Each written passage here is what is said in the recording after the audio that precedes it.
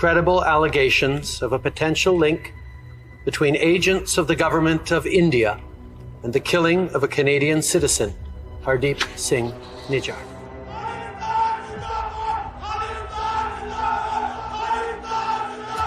I think it is Canada and its growing reputation as a place, as a safe haven for terrorists, for extremists and for organized crime. 19 ਨਵੰਬਰ ਤੋਂ global ਬਲੌਕੇਡ ਤੇ air India ਦੁਨੀਆ ਦੇ ਵਿੱਚ ਚੱਲਣ ਨਹੀਂ ਦਿੱਤੀ ਜਾਏਗੀ।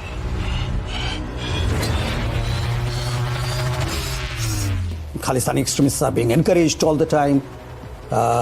I also know, again, this is my allegation, I'm not giving you any evidence on that. I also know that some of these Khalistani extremists and terrorists are deep assets of CSIS. The Indian government hired thugs to terrorize Canadians.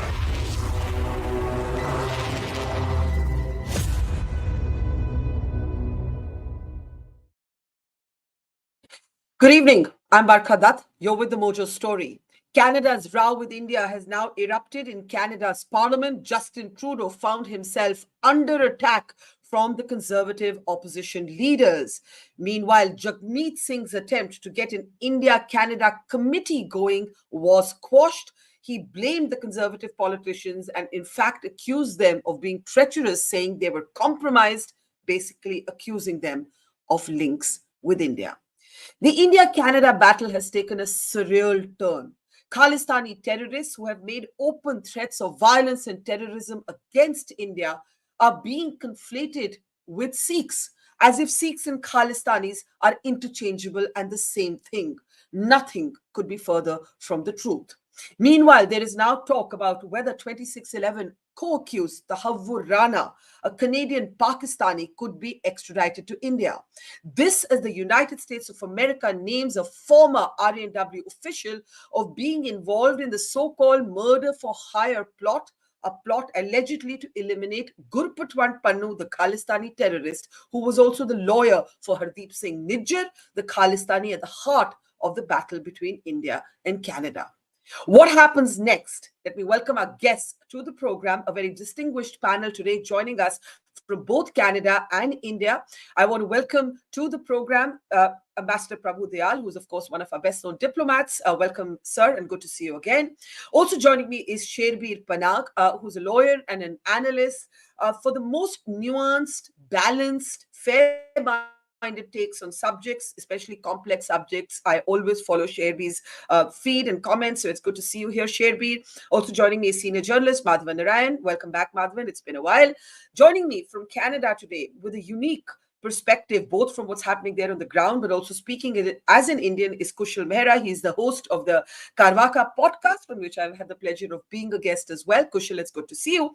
And also joining us is Daniel Bordman. He's, of course, a journalist based out of Canada, and suffice it to say, no fan of Justin Trudeau. Welcome, everybody. I want to actually start with you, Daniel. Give us a sense of what's unfolded in Canada's parliament while most Indians have been asleep.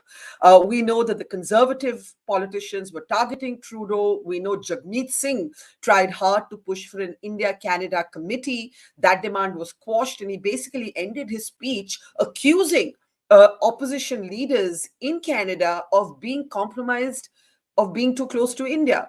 How has this played out in the general population? What's actually going on? Tell us, give us a sense of what happened in Canada's parliament. Okay, yeah, so inside parliament, Jagmeet tried to get, this sort of pulled a surprise on everyone, right? He was sort of unprepared and on the spot asked for a unanimous consent and a motion to form a committee to investigate India, Canada.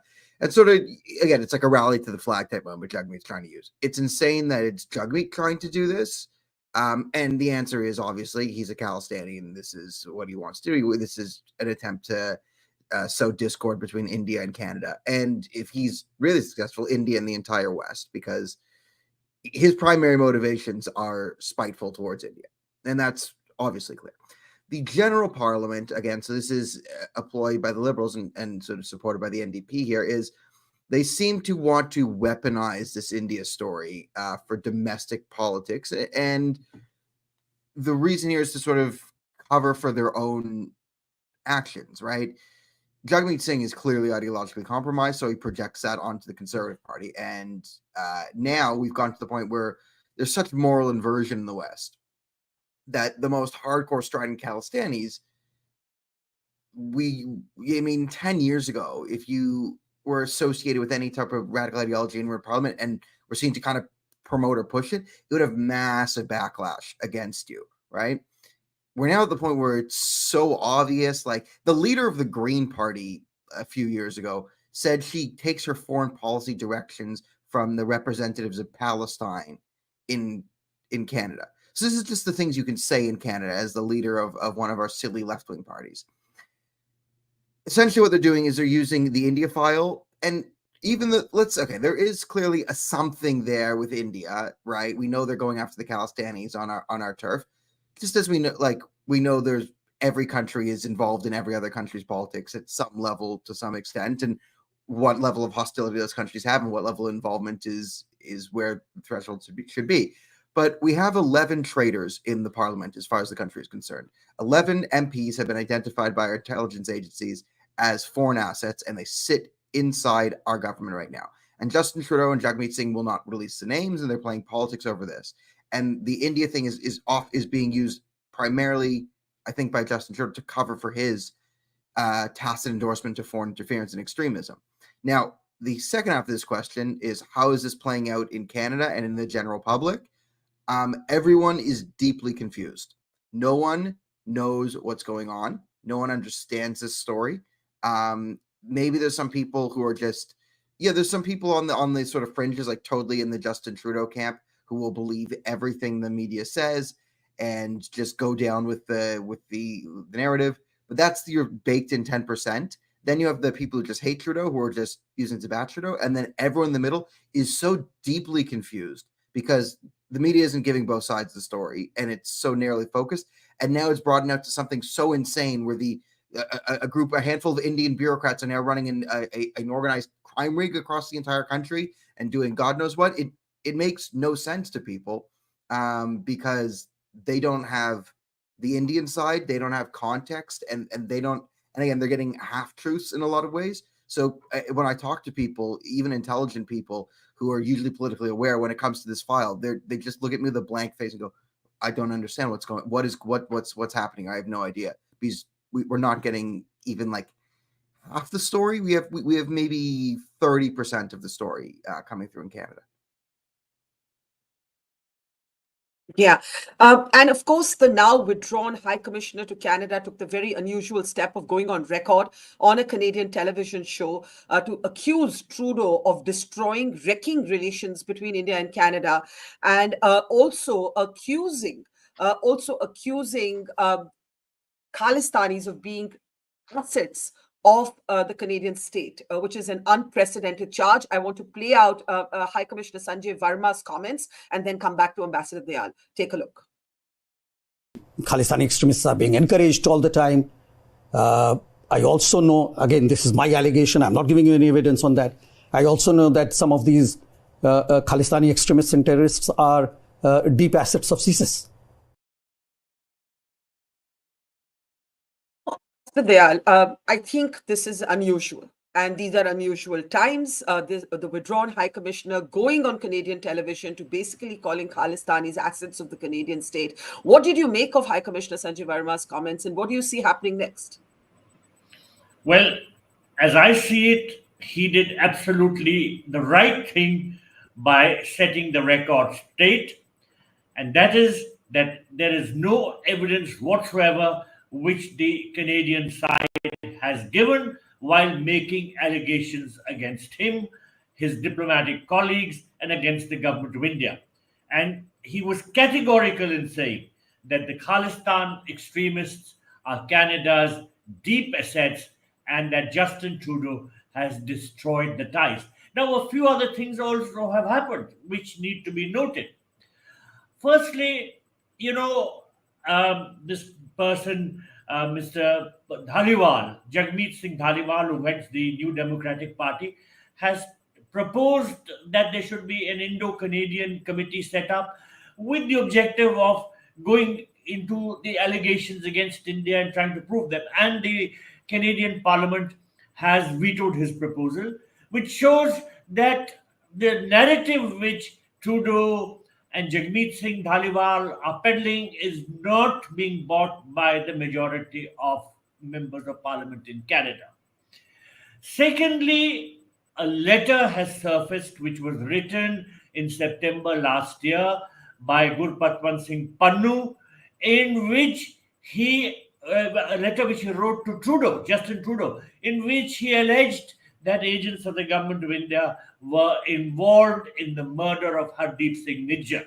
And Justin Trudeau has been going by that sort of narrative.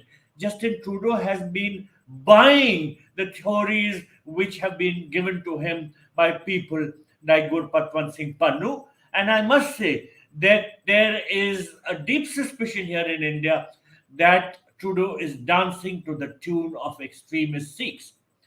Another important thing that has happened is that reports have emerged that members of the Liberal Party are up in revolt.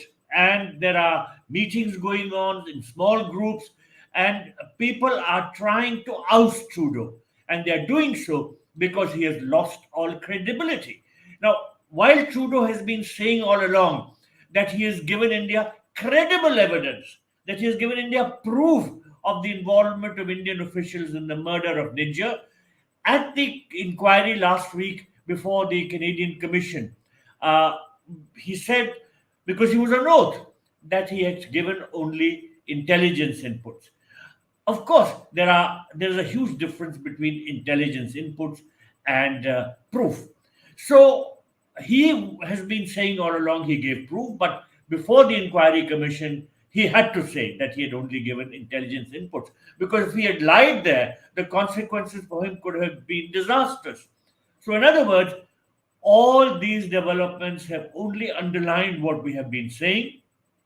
Firstly, he's playing vote bank politics, Mr. Justin Trudeau. Secondly, he is abetting and encouraging Canadian radicalism and against India. And Canada has become a hotbed for anti-India activities. And thirdly, that no proof whatsoever was furnished by Justin Trudeau when he made these allegations against India. And while he continues to make these, no proof till date has been furnished.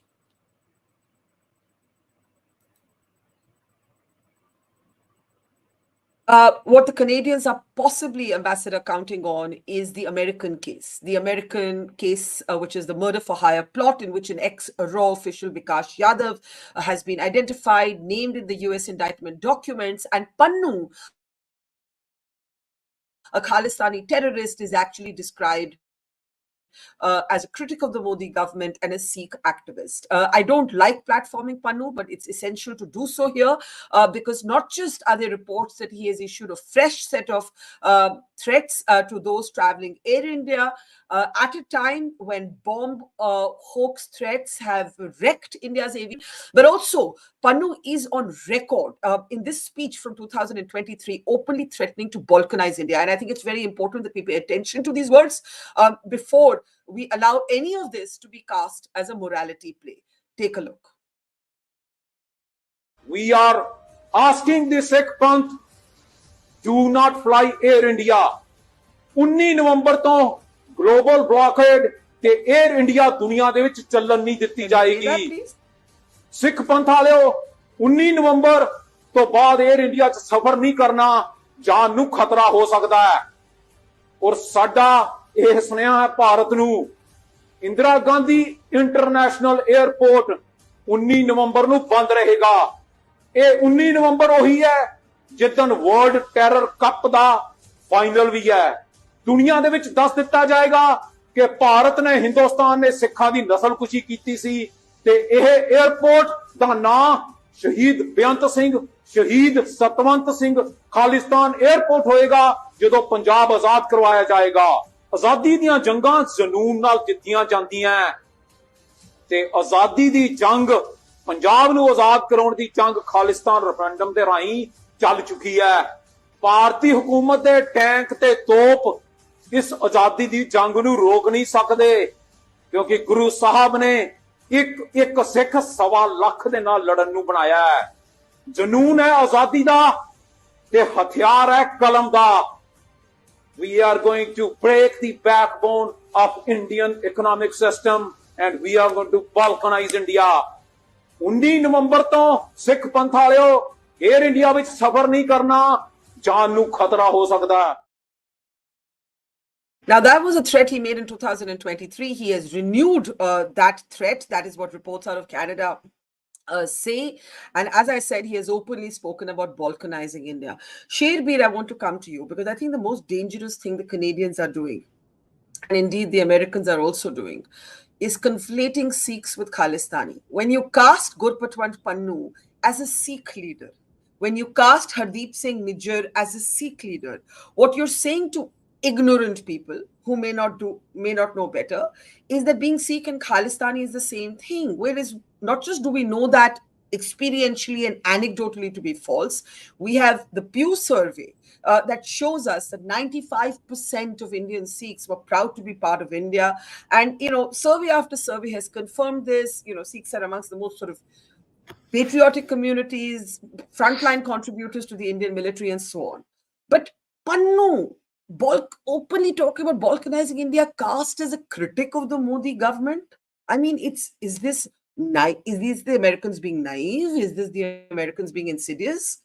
As a Sikh, in particular, not only as a Sikh, as an Indian, as a Sikh, as a lawyer, what do you feel?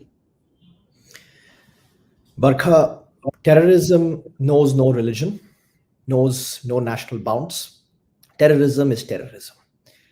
It's playing fast and loose with terrorism, playing convenience with terrorism, or playing domestic politics with terrorism. That can be nobody's case. Gurpatwant Singh Pannu's statements squarely fall within the brackets of terrorism. Full stop, full point. There are no ifs and buts. Nothing could make my blood boil more than to hear phraseology in the nature of Sikh leader, Sikh preacher. If Gurpatwant Singh Pannu is a preacher and a Sikh leader, then Osama bin Laden too was a preacher and a family man. I think the ad absurdum that gets made on with respect to terrorist statements is something that we should not accept. That's the first part. Secondly, it cannot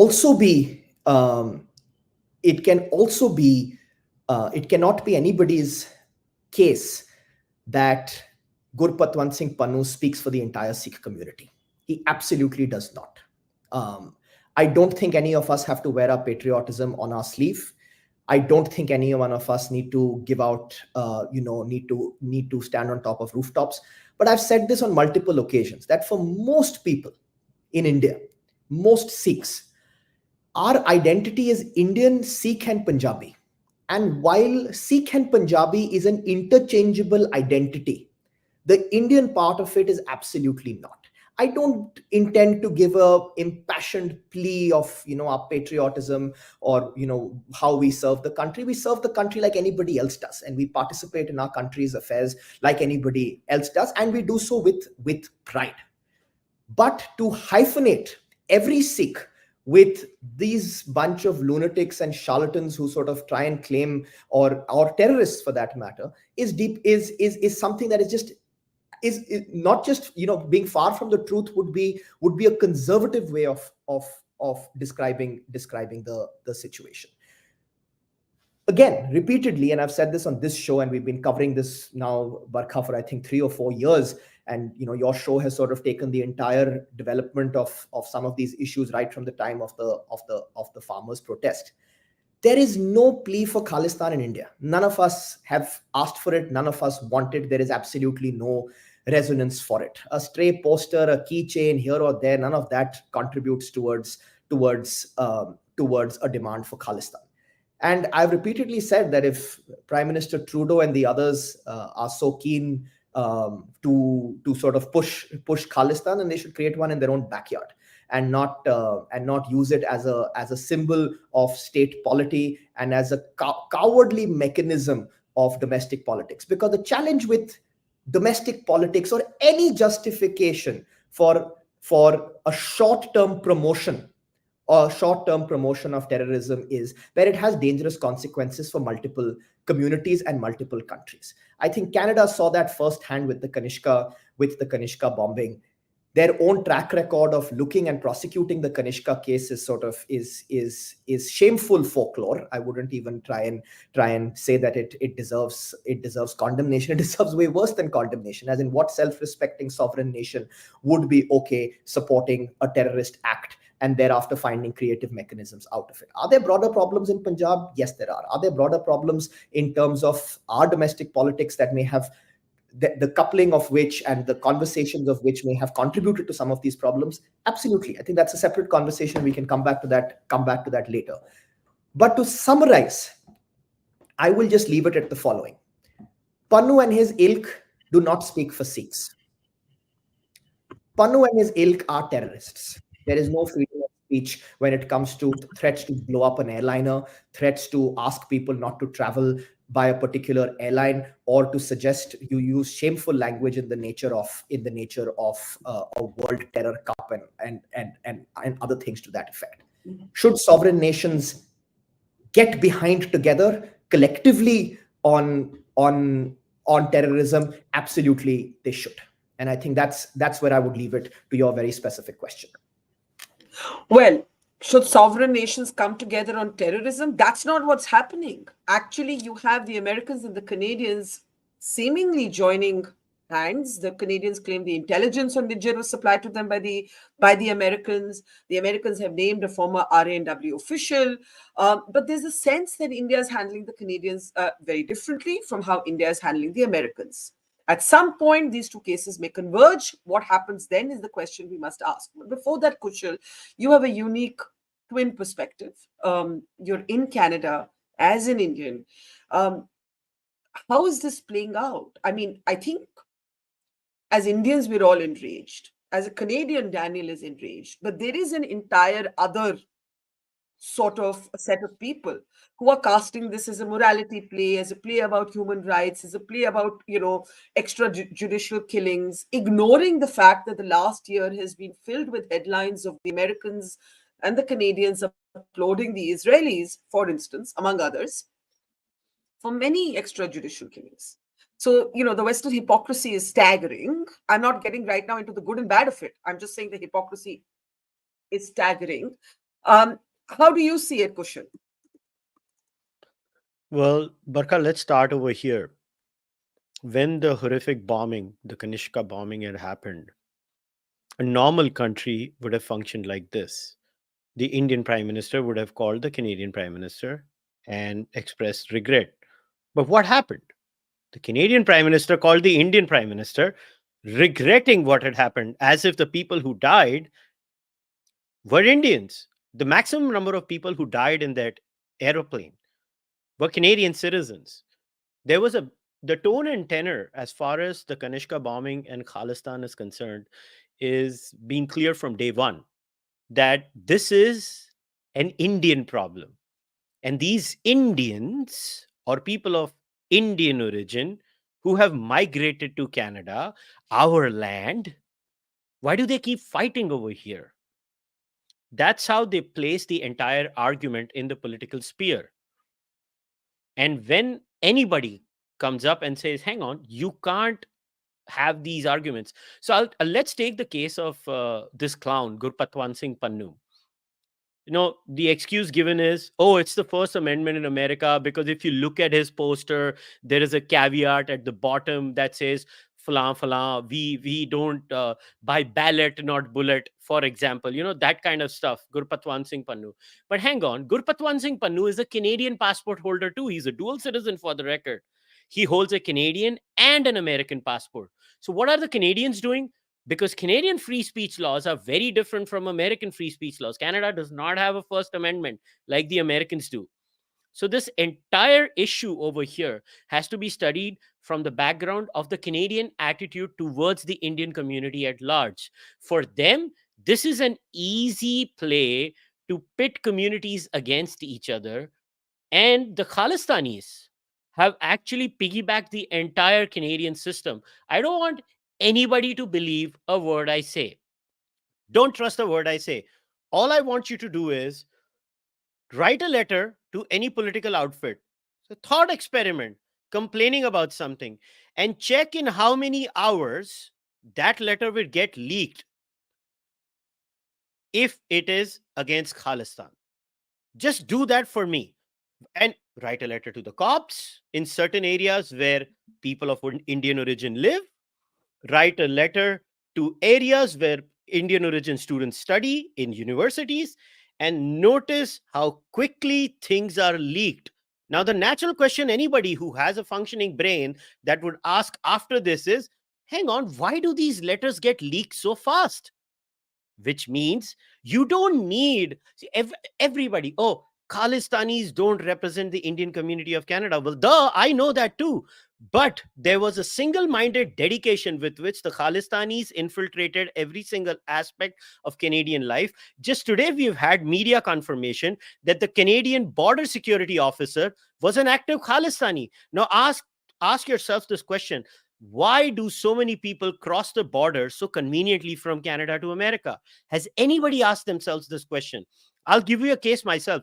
I literally know 4 personal cases that I met in California where they said, oh yeah, we paid 50 lakh Indian rupees and we came illegally to America. What did you pretend to be? Oh, we came as part of this jatha that was singing religious songs. So this is very obvious. The Khalistani infiltration inside the Canadian political system has been willfully encouraged by the Canadian political class for some odd reason. And as far as the level of radicalization is concerned, yes, Sherbir is right. We don't have it in India. I mean, who would know more than a Punjabi does? You know, whether it's me or Sherbir, we know there's nothing of that sort in India. But I say this with full responsibility. As far as the second generation and third generation of the community over here, we should be scared at the level of radicalization.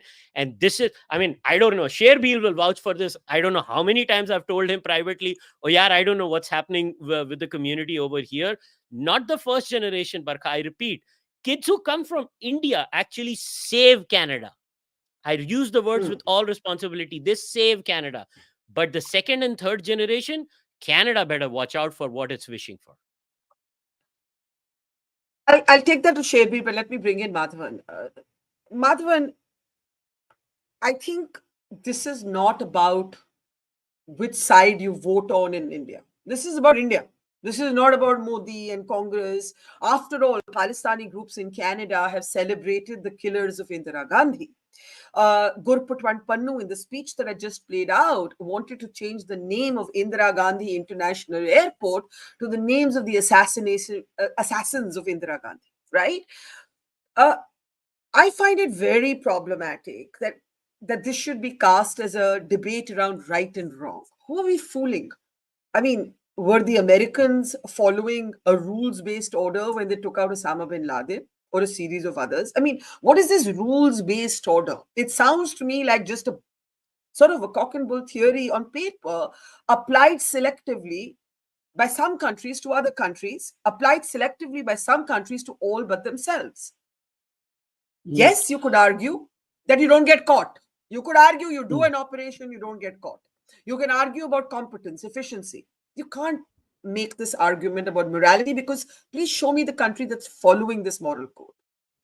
Oh, Barkha, I was deliberately watching everyone in the show. I mean, everybody made brilliant points. I mean, it's been a very educative panel for me thus far, so far. But I was just looking at how I would describe the year 2024 from a diplomatic purpose. And I would say for India, it's a year of living dangerously. And for US, it's the year of magnificent hypocrisy. Look at what is happening in Ukraine. Look at, I was just watching anyone would ever mention Gaza along the show. No one did. And that's a silence that shows, as somebody was just saying on Twitter, you can say Iran-backed Hezbollah, but you won't say US-backed Israel, whereas whatever is happening in Israel is a violative of various diplomatic principles. Coming to Khalistan, I think what the clip that you showed of Pannun very clearly, how is he different from any Zahrawi or Baghdadi of the Islamic State? They want a theocratic state. Why don't we mention that? It goes against the fundamental principle of liberalism that Justin Trudeau himself ostensibly stands for. And there have been repeated elections under full international view in Punjab for decades now. And there was an aberration in 1984 when there was a anti-Sikh riots in northern India. But if you take that away, we've had a Sikh prime minister for 2 successive terms. So there is no diplomatic case that the US has. If anything, US is hypocritical.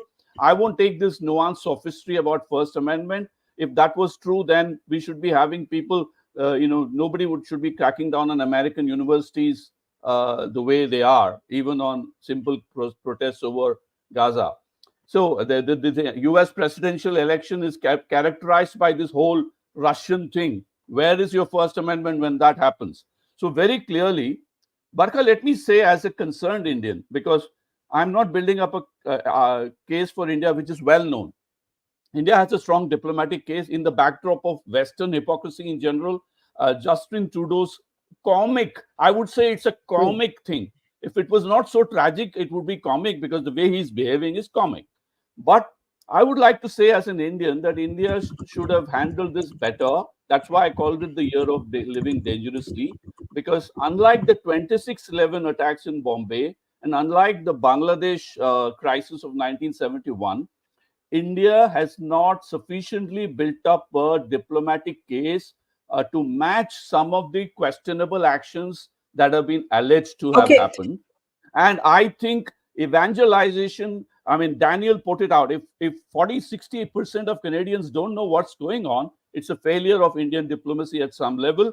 But let's not confuse the diplomatic case. Yeah, diplomatic case is different from diplomatic nuances. India has a very strong case. No, I especially on Kanishka, I tend to agree with you. I think it is a travesty that more people, more Canadians, more Indians do not know about Kanishka. The fact that justice has not been served, the fact that those associated with the bombing have been celebrated, actually eulogized recently in the last week or so in Canada, that is simply shocking. I want to, before I come to the diplomacy aspect, and I know Daniel had some disagreement with some of the Israel-Gaza analogies you drew, Sherbir, I want to bring you in because, Kushal spoke about, younger people of Indian origin, young Sikhs of Indian origin, and how frightened he is that here in India, we say, oh, who are these Khalistanis? Go do that in your own backyard. But there in Canada or in other diaspora communities, there is a real danger of the second and third generation Sikhs growing up actually radicalized without even realizing so. I just wanted your response to that and what you see happening next in this case. Barkha, I'm going to make 3 points to this. I think the first and foremost point is to be conscious, and I think to Kushal's point about what's happening with the second and third generations, especially when we do simple mathematics in terms of somebody born in the 90s isn't really familiar with what was the peak of terrorism and its aftermath in Punjab of the 80s and probably till 92, 93. Somebody born in the 2000s, absolutely not. I think it's very important, and to cite the example that Kushal gave, I think I've had so many conversations that I've been talking to a taxi driver, and I said, how did you get citizenship? And he'll say, I came on the asylum route. And I said, how? And he'll say that, I got a letter from Mr. Simranjit Singh Man's party. And on one side, the gentleman will, on one side, Mr. Man was in our parliament, contests virtually every election. He's a serial candidate. But at the same point of time, can give a letter to a young man saying he's persecuted because he's a member of this party. It's an irrelevant party. It's an absolutely irrelevant party. So the broader point I'd like to make is that there is an asylum and immigration fraud at the core of it. Once you have sought and taken refuge and advantage of saying we came in on the asylum route, your generation, the next generation, is going to perpetuate that lie on the ground that it's going to take away your citizenship. So that is one part. Were there genuine, cases of immigration? There could have been, and there were in the 80s. It was a bloody period, but India moved on.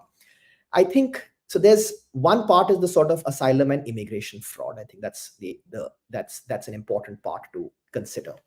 The second part is that, given that while there's a lot of debate, and I think in the last 3 to 4 years, a lot more has been spoken about, and a lot more conversations have happened. But when you talk to them and you engage with the diaspora, there is such terrible knowledge about the actual true events about what took place in Punjab at that point of time. The number of times I've engaged with somebody and people throw figures at me and I tell them, but that's never even been the population of Punjab. Those figures you're throwing at me would mean that all of Punjab was killed and nobody was alive. The times I have engaged with respectable people who've sort of moved away from their sort of blue collar origins and come into the workforce as bankers and lawyers and talking about the referendum and throwing figures about and what referendum, as in nobody in India knows about any referendum. There's no referendum held here. It's a diaspora product which the diaspora has taken forward. And I think I will go back to what Madhavan said out here, which is that it was for us to counter this with facts.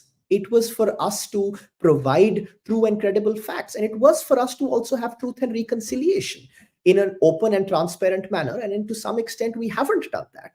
And as a result, allowed for this sort of Frankenstein monster to get created, where based on myth, no facts, I'm not even going to say poor facts, I'm going to say no facts, and narratives that are conservative or rather play fast and loose with the truth, driving polity.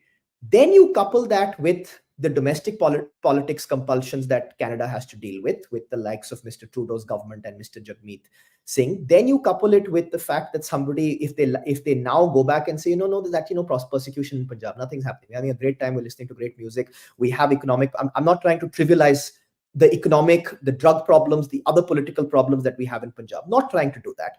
But at the same point of time, how does one go and say that?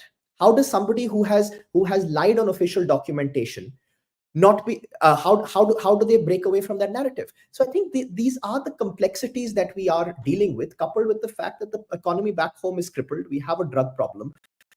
We have a state where 20% of the state's budget is in servicing debt. We aren't able to create employment opportunities, and therefore people want to go out. And when they are going out, they're ending up fueling the same cycle of abuse, the same immigration and asylum fraud. So we are stuck in a chicken and egg situation, which needs an even hand out of it, and not a hand which sort of tries to dehyphenate the Indian and Sikh identity, not an even hand that tries to sort of, when people talk about terrorism, and I've seen a lot of handles commenting on terrorism being targeted, the number of Sikhs who died, the Punjab police that bore the brunt of terrorism, nobody wants to talk about that. Terrorism in Punjab was not a minority community extermination project. It was Punjabis. It was a Punjabi community extermination project, which included Sikhs and Hindus and Muslims and every other resident of Punjab. So I think we have multiple complexities to this. And when it comes down to this, on the last point I'm going to make to you, Barkha, is we have three things we need to be looking at as far as this entire piece. Number one is Mr. Trudeau's, I wouldn't know how to, I think many people have used far better adjectives that I could muster, but I would just say, rather crudely, his immature handling of the situation, driven by domestic politics, dangerously slow, and also sort of in the process not condoning terrorist speech. The second part is sort of the diaspora and the challenges of the diaspora that we just spoke about. And I think the third part is, of course, going to become that we need to hold our diplomats and our intelligence agencies to account. And therefore, there are three complexities to this. You can't multi-merge all of them. They're all three separate. They're three separate conversations. By using the rhetoric of one to address the other, we are doing a disservice to a very complex issue. Okay, Sherbir, I know you have to drop off early, so thank you for those comments. Ambassador Dayal, I think there's a very important question in why doesn't the world know about Kanishka? Why haven't we made more noise? You know, I've had Sanjay Lazar on this program, an Air India former employee who lost his entire family on that bombing. And he said he's been running from pillar to post across successive governments trying to get a Kanishka memorial in India. And he hasn't been able to do that. We clearly know that the perpetrators were not brought to justice. We clearly know that those who were involved in the bombing have been celebrated in Canada as recently as this last week. And I think the question being asked here is, why did we let it go? Was that a different time? Were we more uncertain of our place in the world? And my second question is the tricky one. What happens when the American cases and the Canada cases converge? After all, Gurpatwant Pannu was the lawyer for Nijjar. Nijjar is the standoff between India and Canada. Pannu is the standoff between India and the US.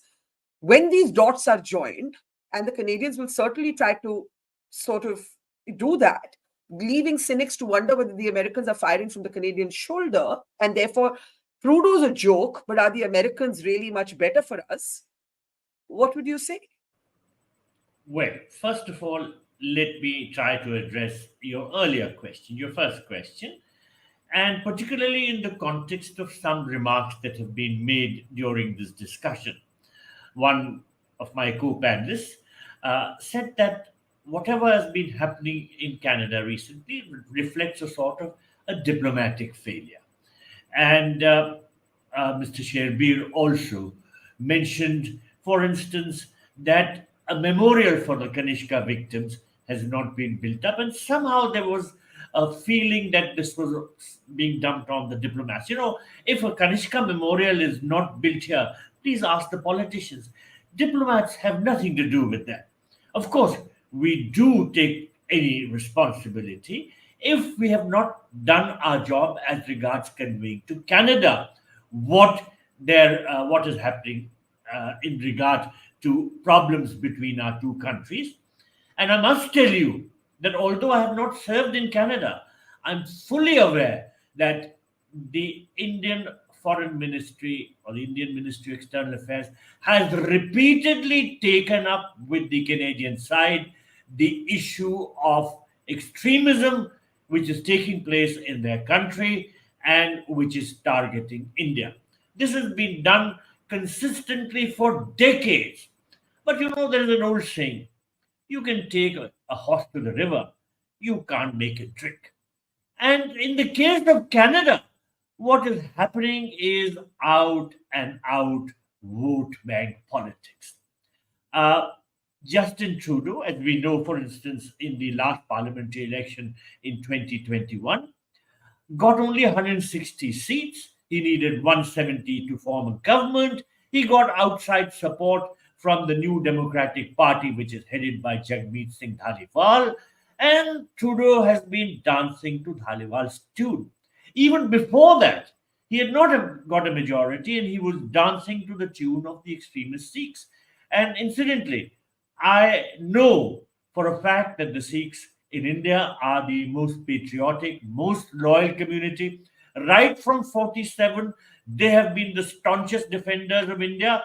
And I was posted in Pakistan when I saw firsthand how the Pakistani government, headed by General Ziaul Haq, was trying to create a division between the Sikh community and India by sending infiltrators disguised as Sikhs and who indulged in killing, and the whole thing was being passed off as the Punjab insurgency. I saw it. Then ultimately, when the fencing took place against the border, we know how the so-called insurgency in Punjab totally subsided. Now, to come back to the diplomatic angle between India and Canada, we have taken up this matter consistently. Our pleas have been ignored. You referred to the Kanishka bombing.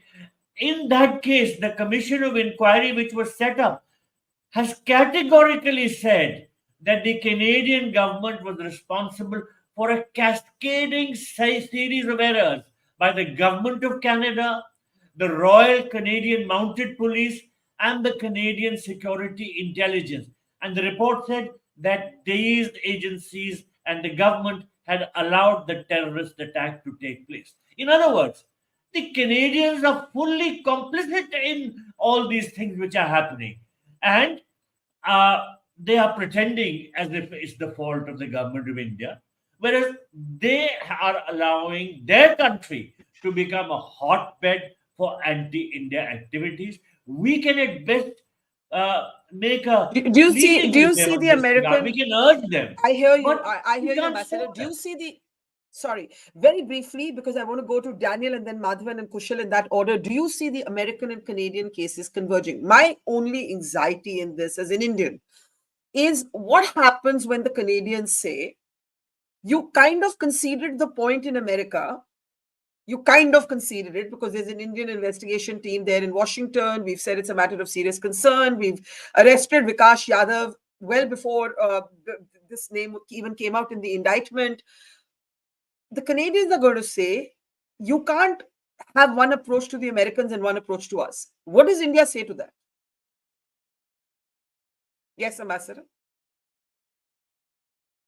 Are different. In the case of the United States, they gave some sort of evidence and were under discussion with the Indian side.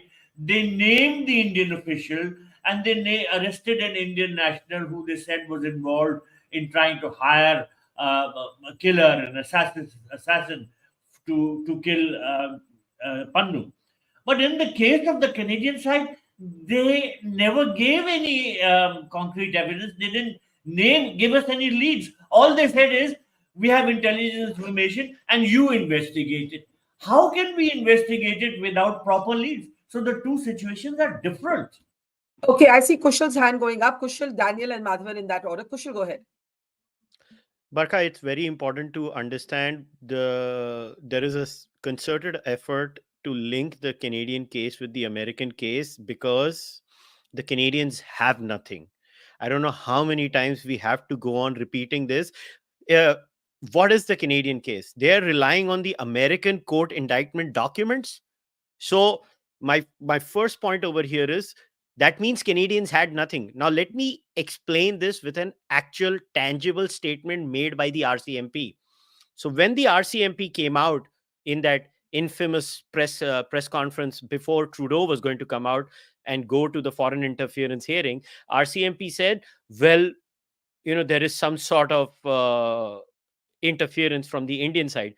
Once the hearing is done and RCMP is called again by the Canadian media, they say, well, there was no imminent threat. This was just a precautionary press conference that we did so that they stop in their haunches. The Indians stop in their haunches. Point number two, this has been adequately reported. What did the RCMP accuse the Indians for in press conference 1 before the Trudeau hearing? They said that the Indians were involved in hiring the Lawrence Bishnoi gang. Their words, not mine. The Lawrence Bishnoi gang to carry out assassinations willy-nilly. Well, India has sent them at least 10 to 14 names. I don't remember the exact number, so please don't quote me on that. To send members of the Lawrence Bishnoi gang back to India. So I don't know. Either Indians suck at these things so badly, and guess what has happened after that? Madhavan Singh Malik, the main accused of the Kanishka bombing, and shame on Canada that they could not even convict him. And here Canadians have the gall to say anything to India on this case. This man, if you remember, Barkha, he was removed from the blacklist by the government of India. Has anyone, again, I say this with full responsibility, with a functioning brain, asked themselves, hang on, he was removed from the blacklist. Then he wrote a letter appreciating the current government that just happens to be Prime Minister Modi's government at that time, and the ISI network and all the others. And are we going to kid ourselves that Khalistan is not a Pakistan project now? And then they all go around, Oe, he has become an Indian agent. Why? Because he thanked the Indian government for his name being removed from the blacklist. And then Nijjar goes on and Barkha, India doesn't need to kill anyone over here.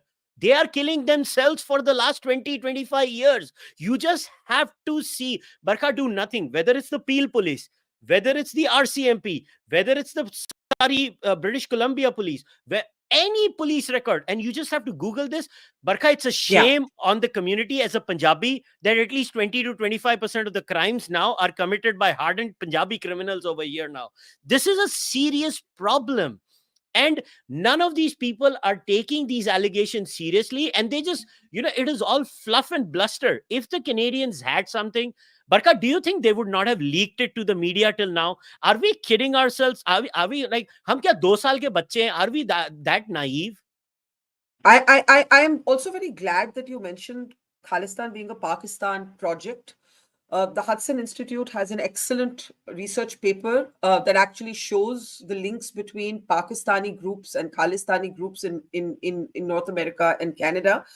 And I have been, Daniel, trying to join the dots in the last few days between a terror attack in the Kashmir Valley days after the Indian Foreign Minister goes to Pakistan, Pannun's renewed threats, hoax bomb threats against Indian Airlines, which is nothing less than aviation terrorism. Dozens of airlines have had to return to Bay because of these threats. These threats, so far hoaxes, have now been extended to schools. I don't see all of these as unconnected.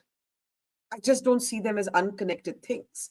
Now, my question to you is, I know you had some disagreement with Madhavan, and you'll come to that on Israel-Gaza, but my question to you is, if Kushal says that the Khalistanis have infiltrated every part of the Canadian system, tomorrow if there's a different government, will it be different, or will it be more of the same? I mean, listen, there are Khalistanis within the Conservative Party. There are less so than there are in the Liberal Party, where the main social infiltration are, and of course the NDP is led by them. But Canada has huge problems with foreign interference and radicalism in our system because we're first past the post parliamentary system, okay? And internally within the parties, it's also first past the post in the nomination ridings. Now, there's not a lot of people who vote in nomination ridings, so they're a lot easier to hijack. That's one thing. So, like vote stuffing in certain vote bank politics at the riding level, right? So when it's not Canadian elections are real and not fixed in general first world. When it's the Conservatives versus the Liberals versus the NDP versus the Greens, and you're voting for the party, that's real. When it's inside the party, it's a banana republic. It's fourth world. It's not even third world. Okay, it's fourth world. There are no laws against rigging an election internally in your own party in Canada, and there have been crazy stories that's happening. There are no internal laws. It's not illegal. Like you can do whatever you want. It's the Wild West. Now, there are some laws on like fundraising. So one of the things I despise about Canada and Canadian politics is we are so reactionary to the American culture war and stuff like that we sometimes create policy based on American culture war issues that make no sense. And one of the things that the Khalistanis have benefited from, and the Muslim Brotherhood and the Chinese and many other people, is the Citizens United ruling in the United States, which ruled that money is speech, and you can therefore, as a private citizen, spend as much money as you want on political causes, thus creating the ability to form what we know as super PACs. This caused a huge panic in Canada because this is what we love to do. It didn't affect us. We didn't really understand the issue, but Bernie Sanders was running on about we can't have the millionaires and the billionaires buying up the politics. Blah, blah, blah. So we decided to make rules in Canada to fix an American issue that we don't really understand in America, but we're going to fix it here because that's just how progressive we are. So we put a cap on personal giving into political parties.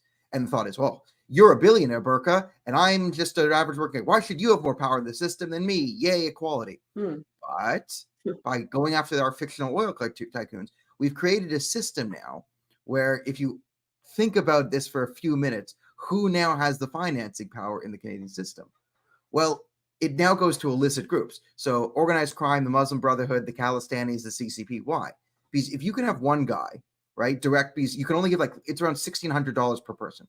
But if you're at a radical mosque connected to Hezbollah or whatever, you get money in from Iran, right? You then in a nomination riding, you can then take, if you need like $100,000 to run an effective campaign or $50,000 to run an effective campaign locally, you can get that by being a really, really, really good candidate and working really, really, really hard and hitting the ground and doing it. And these people tend to do better in politics. Or you can get $50K by bowing down to the Chinese and get it from them. You could bow down to the Iranians, and get it from them. You could bow down to the Muslim Brotherhood and get it from them. You could bow down to the Khalistanis and get it from the ISI.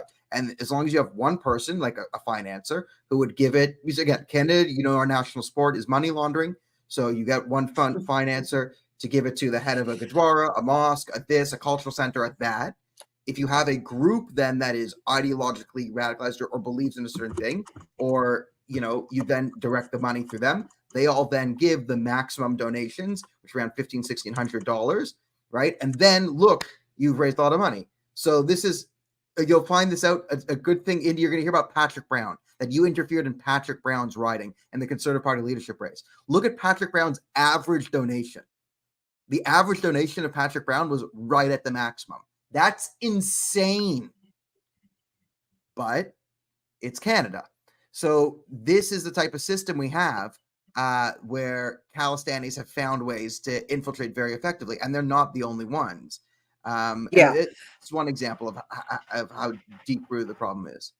Can I briefly get Kushal, who wanted to name some conservative Khalistanis in the Conservative Party, and then I'm almost at the end of time, so last comments. So Kushal, go ahead. So Barkha, I'll give you 3 names. Go and dig up the records. This is for the listeners and the viewers of this show. Dig up the record of Tim Uppal, Jasraj Hallan, and a Hindu, by the way. It's very funny. We in Canada, we call him Khalistani Khanna, Arpan Khanna. It's a running joke over here. And Daniel will vouch for that. I mean, I'm not making this stuff up. We call him Khalistani Khanna over here. Now, Barkha, last year, if you guys remember, the Swami Narayanan temple was attacked. And there were graffiti all over the temple, right? And they had written Khalistan Zindabad, Hindustan Murdabad. Like, long live Khalistan, deaths to India is the loose English translation for that.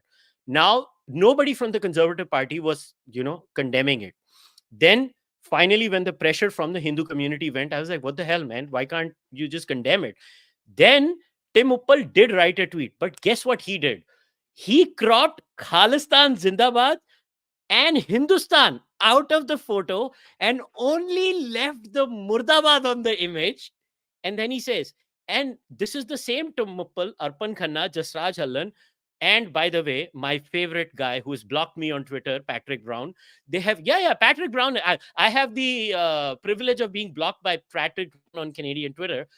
These guys will, it's so shameless, Barkha. They even type the same tweets. Like, if you look at the tweets of these guys, they don't even change the language. It's so obvious that, it's just, some Sikh organization, radicalized Sikh organization like Khalistanis, they send them the tweets and their handlers just tweet it out. And they think we're that stupid and we're not observing this. It's that bad. Yeah.